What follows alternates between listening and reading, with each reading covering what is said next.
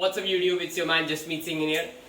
अगस्त में exports are 45% up year on year basis. It means last year के reference में इस साल. सो बट ये बोरिंग इंफॉर्मेशन से तुम्हारा क्या लेने देना, मेरा क्या लेने देना. But as a fund manager I am going to tell you something कि in the past I refuse to look at these macros and I have burned very nicely. अब मुझे समझ आ गया that we are in a inflationary economy जहां पर micro यानी business level पे वैल्यूएशंस करना इतना इंपॉर्टेंट नहीं है जितना मैक्रोज यानी ये एक पूरी इकोनॉमी पूरे इंडिया के लेवल पर देखना ज्यादा इंपॉर्टेंट है. यहाँ जब फटका लगता है ना इन्फ्लेशन इकोनॉमी में भाई 20-30% का लगता है, 80-90% का लगता है. So I am trying to avoid that and with this YouTube channel with this videos I am trying to help you to do the same and I am pretty sure I am gonna be able to do that next time जब भी वो होगा. So coming back to this export thing, export 45% up है year on year, लेकिन जो हमारा trade deficit है वो भी 4 मंथ हाई पे है. दैट मीन्स कि हमारा इंपोर्ट और भी फास्टर तरीके से बढ़ रहा है. That's a bad news, that's a bad news.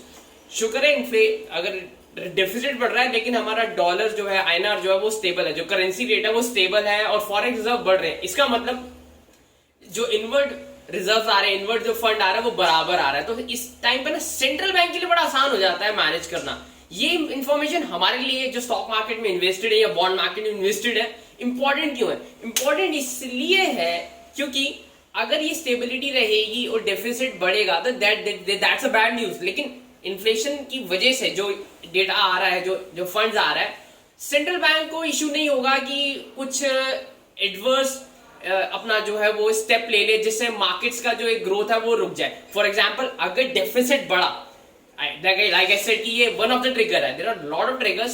I would say like 7 to 10 triggers हैं जो हमें बबल के टॉप तक पहुंचाने में हेल्प करते हैं, मतलब फाइंड करने में हेल्प करते हैं. तो उस चीज को पहुंचने में ये one of the trigger है. अगर ये चीज बढ़ी, डेफिसिट बढ़ा, तो सेंट्रल बैंक क्या करेगा? इंटरेस्ट रेट बढ़ा देगा, which is gonna be another trigger. और इंटरेस्ट रेट बढ़ेगा. आप खुद ही सोचो यार कि अगर आपको एक लेट्स से 4% पे पैसा मिल रहा है कुछ करने के लिए और अब नाउ 5% पे मिल रहा है तो आप पैसा हाथ खींच के ही करोगे ना. तो that's gonna be a bad news because liquidity squeeze हो जाती है, बॉन्ड मार्केट स्क्वीज हो जाती है, बॉन्ड मार्केट स्क्वीज हो जाती है तो मार्केट्स पे यानी स्टॉक मार्केट्स पर भी इफेक्ट पड़ेगा. तो लॉन्ग टर्म में I mean like 6 to 12 month ये इफेक्ट दिखने लग जाता है. So that's gonna be bad news. So जो ये डेफिसिट बढ़ा है that is one of the trigger.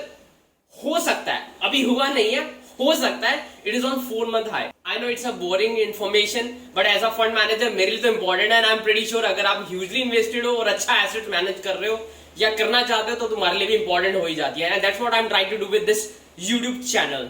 On this I want to know कि with this thing do you think कि मार्केट टॉप कर गई है और यहाँ से क्रैश कर सकती है, शॉर्ट करने की पोजीशन बन रही है सिंस एक्सपोर्ट्स जो है बढ़ गए लेकिन हमारे डेफिसिट भी बढ़ रहा है? What do you think? Tell me in the comments.